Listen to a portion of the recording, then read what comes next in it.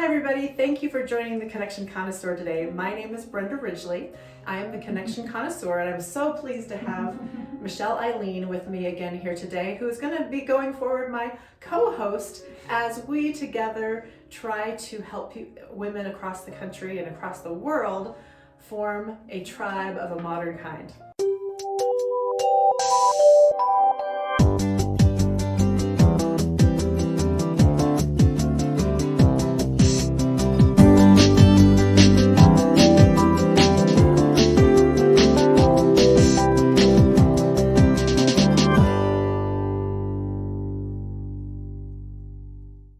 Thanks again for being with us today. We're going to talk about how to go tribal, or how do you tribe? And I want to start just by sharing a little bit about the concept of tribe and what that looks like. And really there's no two tribes that look alike, because Michelle is a strong member, a good standing member of my tribe that consists of, including myself, there are 6 of us. But Michelle's tribe doesn't necessarily include some of the people in my tribe. Not that they aren't great friends and kindred clan of sorts. They're kind of a circle of friendship, but they are not your, BFF tribe, right? Yeah. And we have lots of interesting outings and stuff where we kind of overlap our circles of friendship. We aren't cliques in any. Tribe is not a clique. Tribe is just a relationship status. What's your spin on that, Michelle? I like it. You're right. I think that we don't all have to be in each other's tribes. We happen to have that in common, but there's no requirements, no special mix that is one size fits all for friendships, and so there's not for groups of friendships that click together. More a place of connecting. And it looks different no matter who's doing it. Right, and we were talking earlier, and you were talking about how, and I think I do this very much the same way, where we kind of like we bring our tribe together, and we invite others in, kindred clan, just other relationships to kind of almost throw spaghetti on the wall to see what relationships form, because all I know is I love you and I love everything about you, and I'm going to bring you into my group activities and see what happens. I'm not going to work too hard on making that happen, but kind of see where it lands. Yeah. I love you, and I want you to know these awesome, wonderful people that I know and that I love, because I'm sure you're going to love them too. So every tribe has its own mojo, right? They have their own things that they love to do, and a few of the things for me and my tribe that we've set in place, and I've talked about it a little bit on past episodes, is we always have a monthly get-together. And for us, it's called Women Who Whine.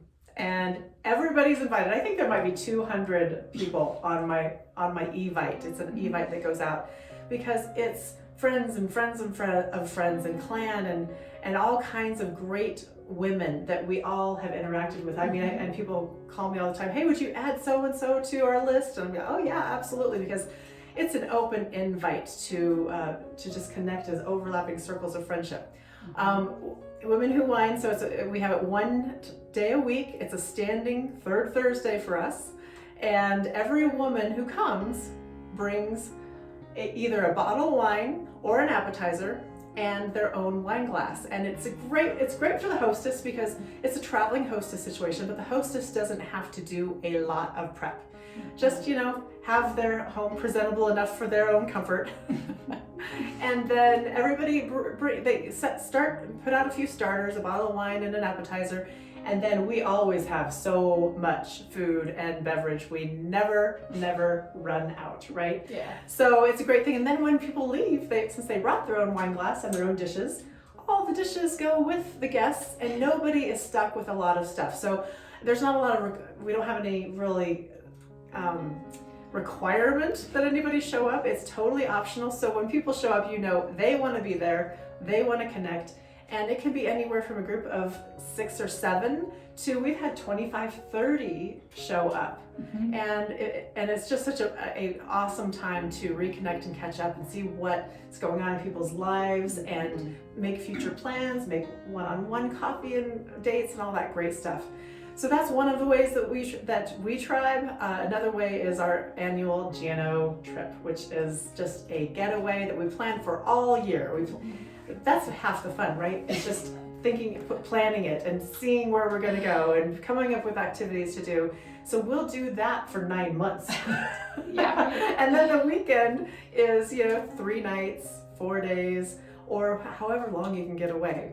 And we go somewhere that's at least an hour away, maybe 2 or 3. So you really have a change of scenery and you can have some concentrated tribe time. And we're going to talk a little bit more about those retreats when we get to our list. But those are some of the things I do with my tribe on bigger group levels. What do you do with your different tribes? Well, I totally have stolen the Women Who Whine idea and take it to other groups, like work groups where I have friends and super interesting people, and geographic groups, friends who live in other places. We'll kick off a Women Who Whine, and I have to say I have definitely met some of my closest, dearest friends in the last 5 or 10 years at Women Who Whine, just because it's a great spot, no agenda. So I definitely steal that idea, and I tend to bring in to my tribe gatherings. I like to make sure that I'm super intentional about the space that we get together and hold. So I tend to love things that are in nature, outdoor anytime that you can. I love the beach myself, and it's not usually hard to get people together to meet at a beach. It's pretty fun that way. I also, besides, I try not to think too hard about who I invite, because I figure if I love them, then they would love each other, and I sort of let the magic happen on its own. People find who they vibe with in a group, so probably don't overthink it, but just gather together in a place and a time. Beaches, of course, my favorite. Mountains, of course, my favorite.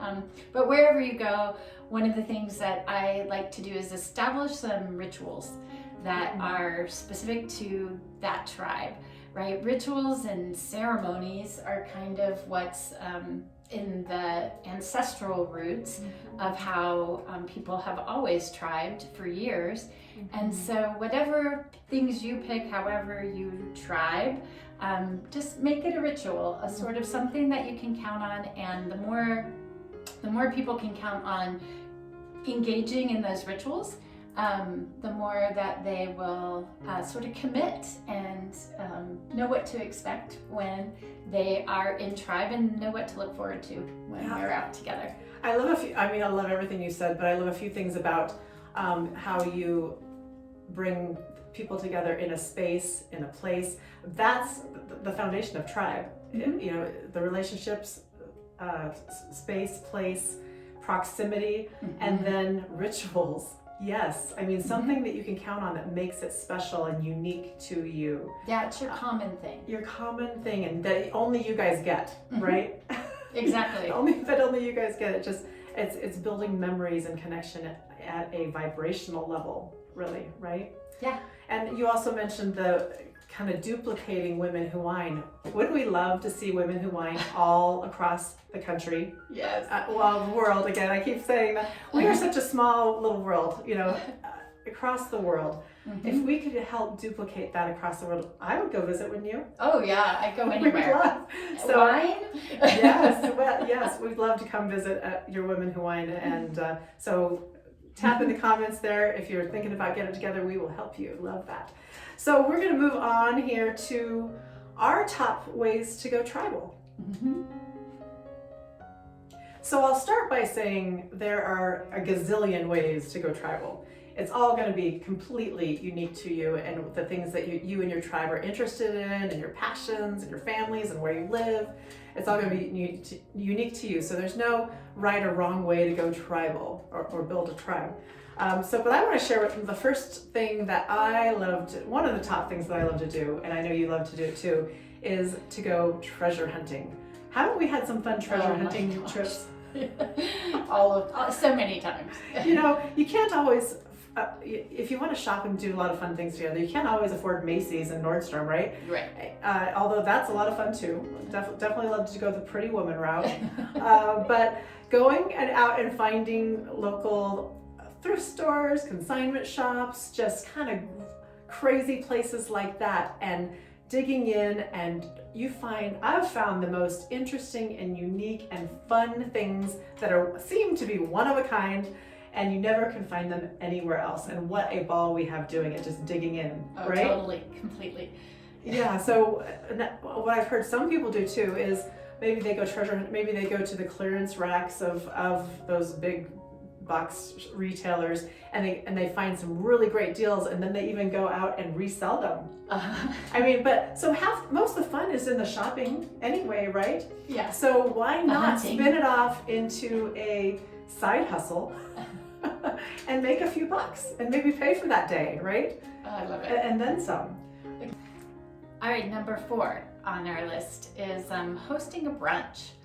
And I love to host brunches because of the time of day. It's really easy, a lot less formal than other things, and you can add a theme to a brunch as easy as anything else. I love mimosas, or we used to always hold like house parties, you know, where you might redo your makeup and your hair, or find out about a new set of, you know, Pampered Chef type of dishes or something, right? And I always love doing those kind of things at brunch.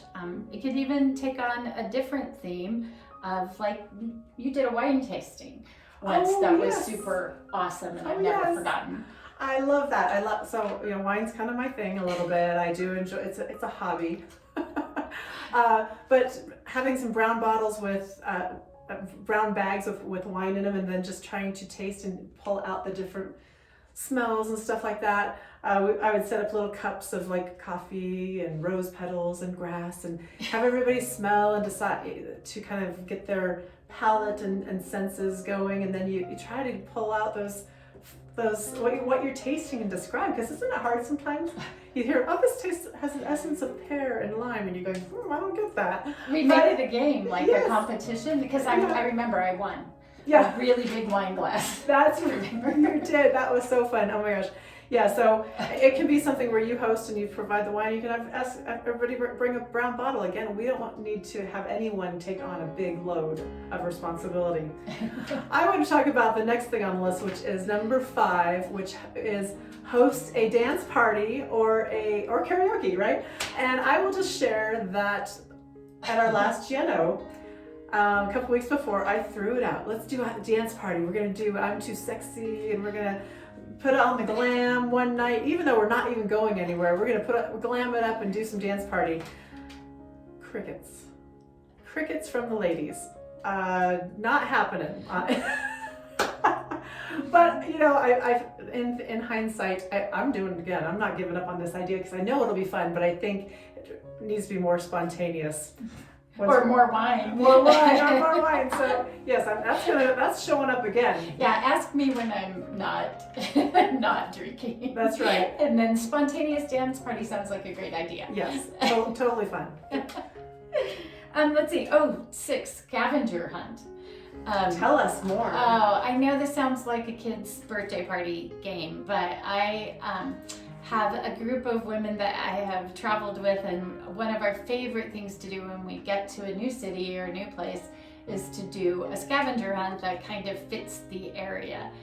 We've had so much fun with that, like even breaking into teams or competition, pairing people together who don't know each other very well, or who, you know, haven't worked together before in a collaboration, and then find some really great items to go out and seek in a new place. And it helps you get to know the place you're in. It helps get you to know the people you're working with, and it's always fun if you do it on a clock. And you know, we always even started out with you couldn't leave and go until you had finished slamming your margaritas.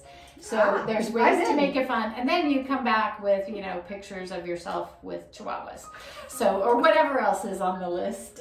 It's how I learned that a Mexican jumping bean is not actually a bean. I have learned that. Alexa taught me that, actually.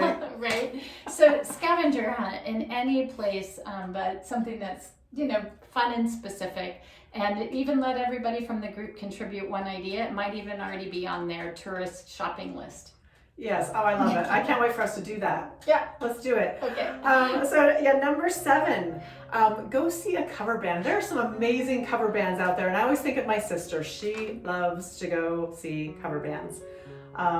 So love that. But you know, all the oldies that you like from the 80s and 90s and 70s, you can relive those concerts and just recreate the whole theme and just enjoy being together and shouting out and screaming to some great music. I've got some good ones, some good cover bands yeah? out there, because that's part of the fun is finding them. Once you find them, you won't give them up, and then you're addicted. Sometimes they're better than the originals. Well, it's more interactive anyway.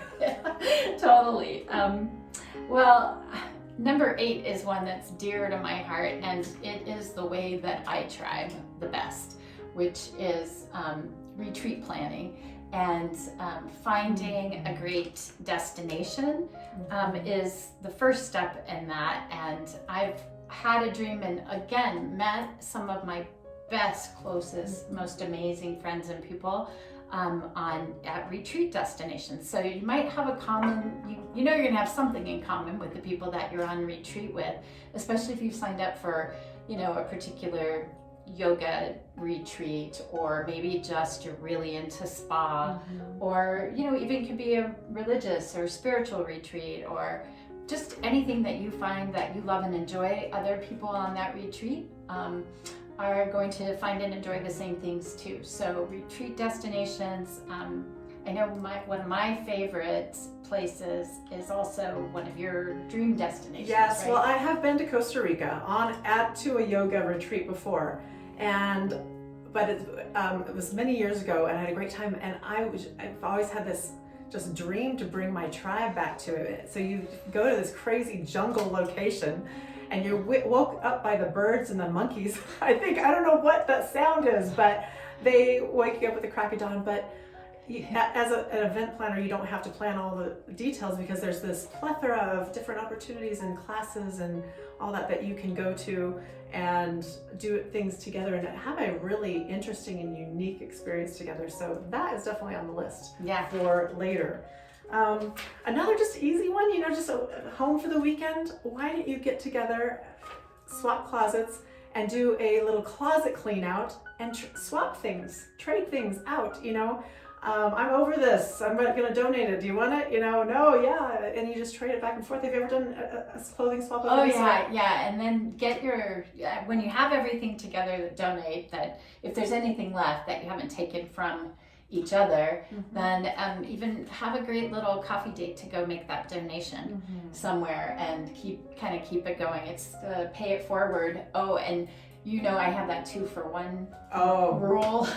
I can't live that way, but tell us. Anytime that I take in a new thing, I feel like I need to weed out 2 old things. And it's really great because you aren't expanding all this material stuff in your closet, and instead you're sort of paying it forward to another place, and you're actually getting thinner in the closet department as you go. And you can do that in your kitchen. You can do it in, for goodness sake, your basement, or any of those places that you're accumulating things that somebody else needs. Such a good point. Somebody else needs. So. And how many things do you have in your closet that you just don't wear? They don't bring you joy. This is an exercise that someone suggested to me a few years ago, and I took some of it to heart. I haven't completely done this, but go in and take each piece of clothing out and say, do I love this? Because we have enough things in our closet that we love, that why do we have all this extra stuff just taking up space that someone else might love? So you pick up each thing and you say, do I really love this? Is it me? And if it's not, it goes in the pile, or it goes to a girlfriend that might appreciate it more, right? Yeah, I love that. My test of joy on things like that is, does it make me feel like $1,000,000 when I wear it? And now I have like maybe 8 inches of things in my closet, hangers, instead of 10 feet. So if it doesn't make me feel like $1,000,000, then it doesn't belong. Then I need doesn't fit. I need to give it to somebody who it will make feel like $1,000,000. So. I love it. Let's see, another favorite that I've done, and I think it's purposeful and holds intention when you do it, is gathering yourselves together for a good old-fashioned slumber party. You can have all of the fun that you want to have. I finished my slumber party up with dream boarding and a brunch, but a vision boarding. But at a slumber party, all bets are off on having to act like an adult. We can play all the old games that we used to play. We can paint each other's nails, do each other's hair, or not. We can sit in a corner and stare and watch a movie and have a great time. But you know, we've gotten away from what we used to do when we were kids. That was just pure fun, probably because we had too much responsibility. So check out of just daily life and go one place, whether it's somebody's house or a hotel, and just have a no rules and no curfew slumber party. Yeah, be a kid again. Do you remember that old game in the 80s and 90s when we were high school, a little before the 90s, but just not much. So I'm giving away our age a little bit here. Okay. Sorry, Michelle. Go ahead. We're like about a month between us. That game called MASH. MASH. It stands for Mansion, Apartment, Shack, House. And you do this whole, it's like a fortune telling thing. Or those little games where you do the, blue, red. Favorite color. Yes. So it just, having some fun little activities like that and reading each other's fortunes with fun little tricks like that. And you mentioned dream boards. We don't dream enough anymore. That's another thing we let go of when we are kids. We have all these dreams, but our dreams kind of start shrinking to the size of our paycheck or the size of, our time.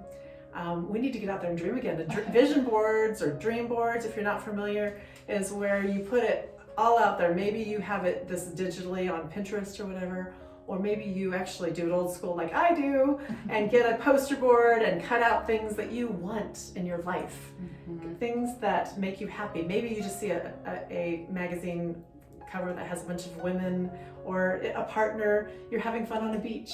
You put that up. It's not you. You put it up on the board, but it's you. When you see things on a regular basis, your mind starts just accepting it as if it has happened already, and that's half the battle to getting what you want, is just believing that it's there for you. Oh yeah, and if you do that together as a tribe, you start to get those kind of memories year over year. And you also buy in and get the buy-in of your friends who built your vision boards with you. And it's close after the new year, I just pulled out last year's board to see how we did, and snapped a picture of it, circulated it around the tribe, and it was just a great way to go back and say, wow, all these great things that we all put out there as our vision together actually came through.